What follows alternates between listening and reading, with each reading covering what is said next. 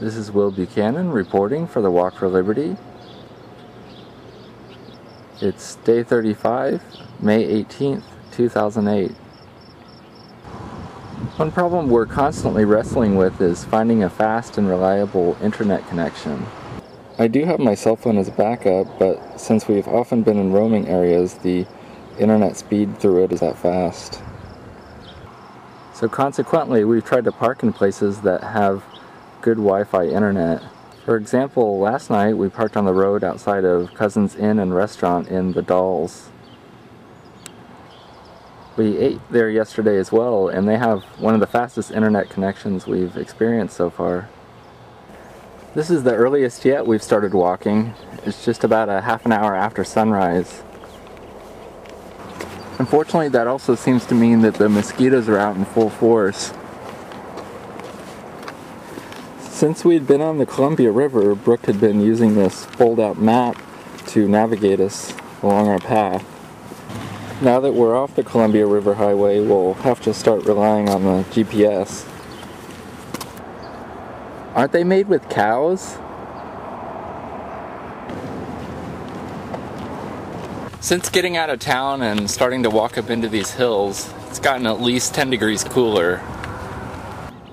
The world's smallest stop sign.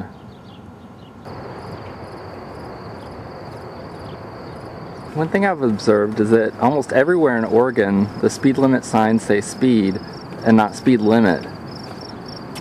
It might be for a reason as simple as saving money on not having to paint the word limit. Just that simple distinction, though, would make for an interesting argument if you ever got pulled over for speeding here.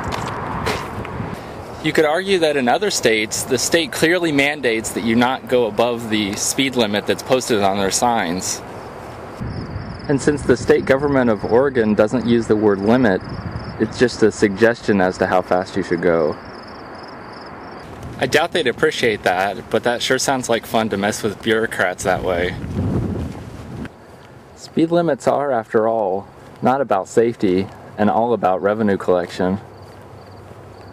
If the state thought it was so important for your safety that you not drive faster than their posted arbitrary speed limit, then they would so strictly enforce it, setting up an array of cameras and speed traps, that no one would ever drive faster than the posted speed limit, else they get fined automatically. Of course, if that were the case, then the state wouldn't receive any revenue from speeders.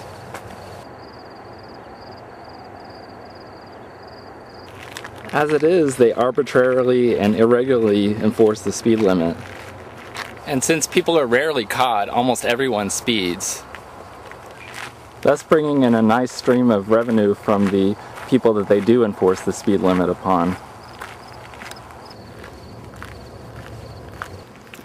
If somebody is driving faster than a particular arbitrary speed, they are not harming anybody by that simple fact. They only harm someone if they run into another car or person or property, which can happen at any speed. If you cause an accident, you should clearly pay restitution to the person or persons you harmed, but not if you just drive above a certain speed. I guess the assumption is you're much more likely to cause an accident if you drive above that particular speed. However, some people can drive safely 20 miles above the speed limit, while others don't drive safely even at the speed limit. That's always been the problem with a one-size-fits-all model of laws. The answer is a person should pay restitution only to the individual or individuals they have harmed and not to the state. And they shouldn't have to pay anyone, especially the state, if they haven't harmed anybody.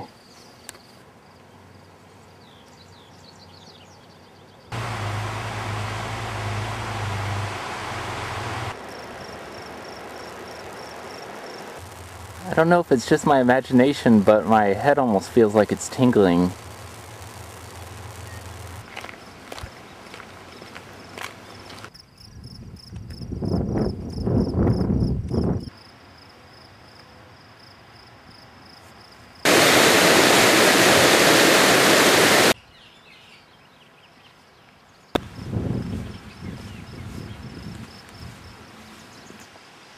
Looks like a pretty efficient model.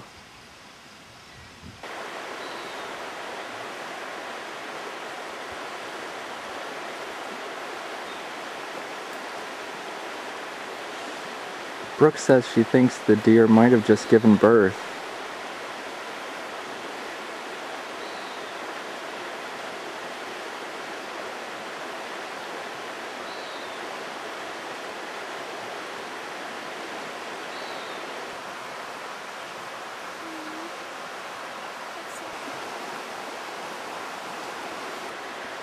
Unfortunately, we spooked her.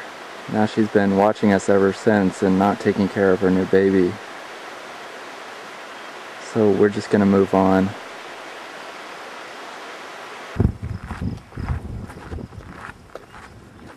It feels very peaceful out here, away from the main thoroughfares.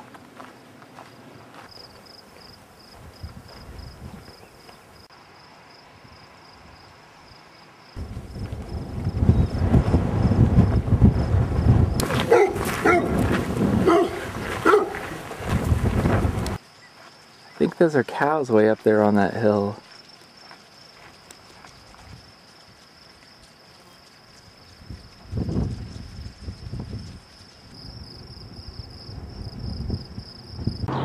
We walked about 8.8 miles today.